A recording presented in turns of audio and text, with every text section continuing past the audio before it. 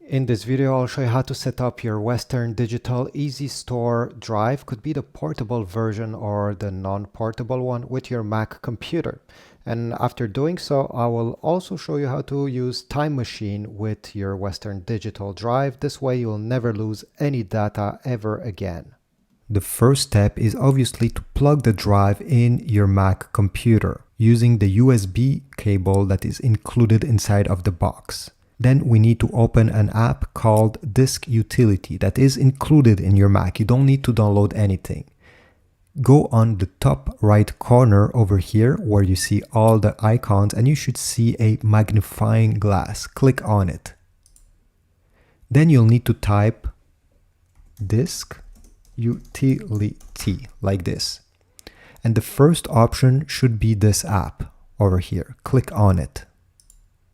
There's many different options on the left side. Here you're going to see all the hard drive and SSD drive that are connected to your Mac computer. On the top over here where it says internal, this is the drive that is inside of your computer, the one that came with your computer. We don't want to touch any of these. What we need to look at is over here where it says external. In my case, I have multiple drives connected, but maybe in your case you only have one. What's important here is to find the hard drive you just connected. It could say SanDisk, Samsung, Seagate, or any of these. You should find the name in this list over here, and if you only have one drive connected, well, it will be easy, it will be the only one over here. What I want you to do is to click once on it to select it with your left click like this. You should see all the information on the right side, including how big it is. This way you can make sure that this is the one that you just plugged in. Next step is to press on the erase button that is located on the top right corner. Click once on it and you should see this opening. The first step is to change the name, if you wish, you're not obligated, of this drive. So let's say Test Drive 5 in my case. Well, this is the name, the new name that this drive will have, and every time you'll plug it in, it will be a lot easier to recognize it since it's a name you given, and when you'll see it in the list, you'll know that this is the drive. So give a new name, and then this is the most important part of this tutorial is the format. So as you see here, there's many different ones, and depending what you intend to do with this drive, you have to select the right one. So which one should you select? Now right here we have 1, 2, 3, 4, 5 options, but you may see many more than this. So I will list them all and go through all of them so you make a better decision. So the first thing that you may see in this list is APFS. Apple File System.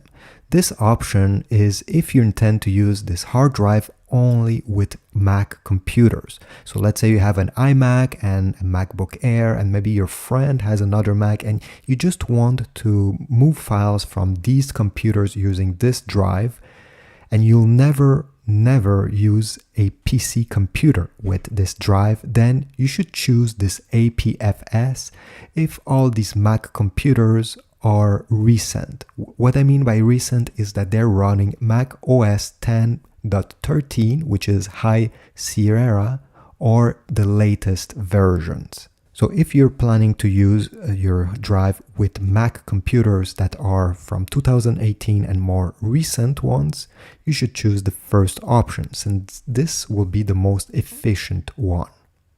Now, the second option that you may see is Mac OS Extended. This is the same exact thing that I talked about just now, about APFS. The only difference is you should select this option if you intend to use with Mac computers that are older, that are running Mac OS Sierra or older versions.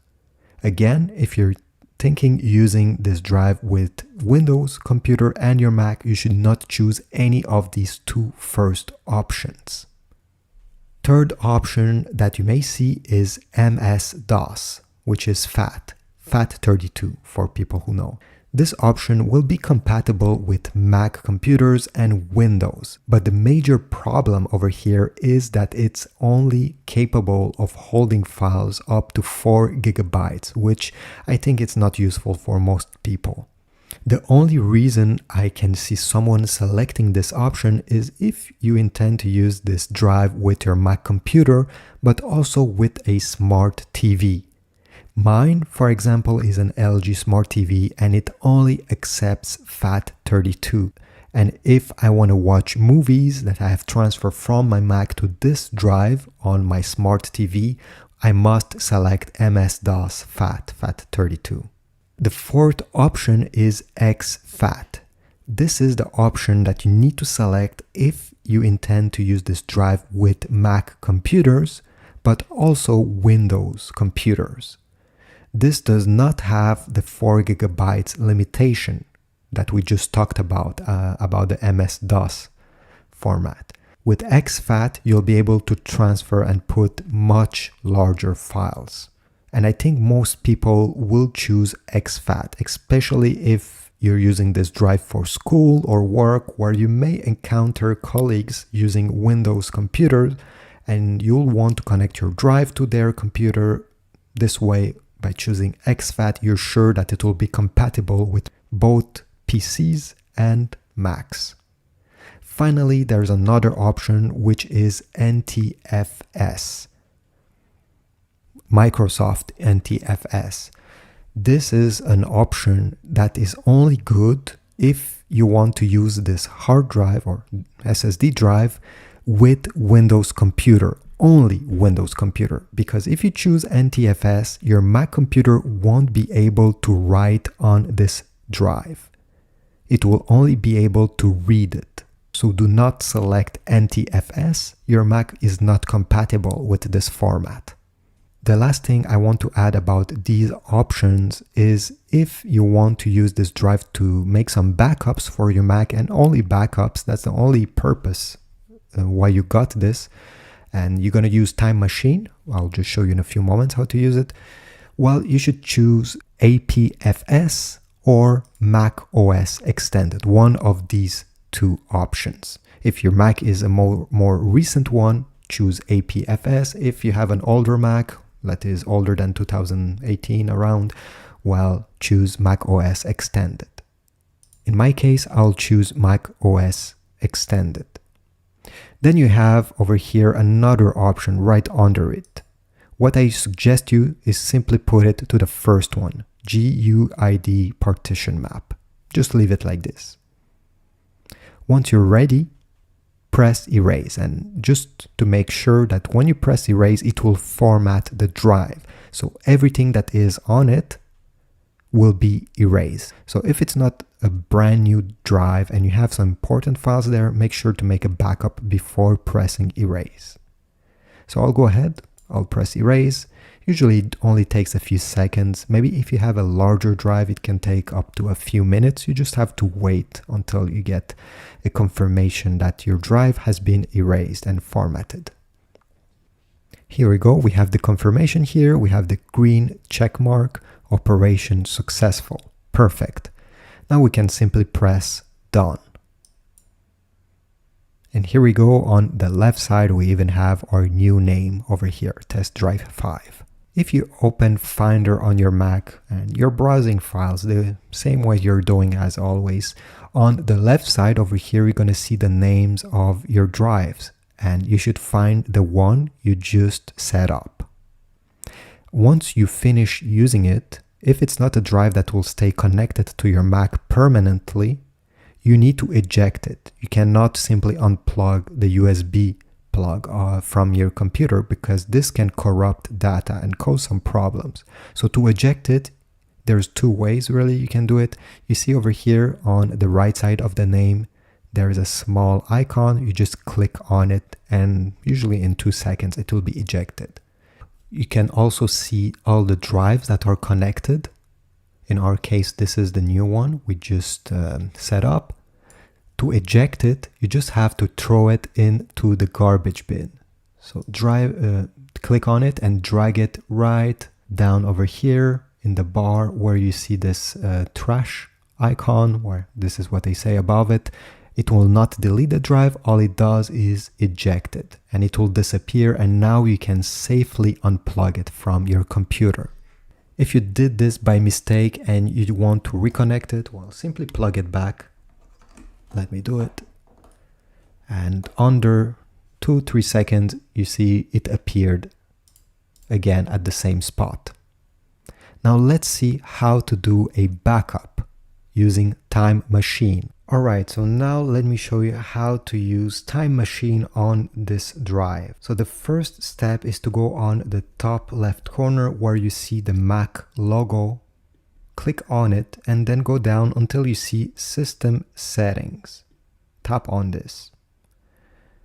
This menu will open up. If you have an older Mac, usually you'll have a bunch of icons in the middle.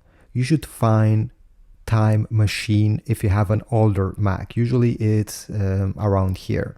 If you have one of the newest one like this one, what you need to do is to go into General, and then from here you're gonna see Time Machine. Click on it. Perfect. Next step is to click on Add Backup Disk. In this list, you'll see all the external drives that are connected to your Mac. In this case, there's only one, so I'll select it. But if you have multiple ones, make sure you select the right one. Then press on Setup Disk. Here we have a few options. I suggest you keep Encrypt Backup. This way it will be password protected, and if somebody stole your drive with your backup, well, that person won't be able to access its content. So to create a new password, simply type it over here, re-enter the same password you just typed. You can also give yourself a hint. Let's say you forgot this password. This is the hint you'll see. So let's say the birthday of, I don't know, my dog. You can write anything really. And finally, you can set a disk usage limit. So let's say you don't want to use the whole memory capacity of this drive for Time Machine, for your backup, for any reasons really. Let's say you have some school projects that you want to keep on this drive separately. Well, you can say custom over here, and you can allow Time Machine to have only a certain amount of memory. In my case, I'll just leave it to none, since this drive will be exclusively for Time Machine. Then press done after that. This step just takes a few seconds. You just need to be patient. It's preparing the drive. And here we go. This is what you should see now. The name of your drive right under Time Machine. From here, there's also a few other options. You can select your drive the way I just did, simply by clicking on it, and then press Options. On the top, you'll see Backup Frequency. This is very important. So do you want your computer to make a backup every hour, every day, or only once a week? This is up to you. There's no specific rule. Obviously, if you want to protect your data and make sure you don't lose anything, just keep it at every hour, the way it was. You can also select manually.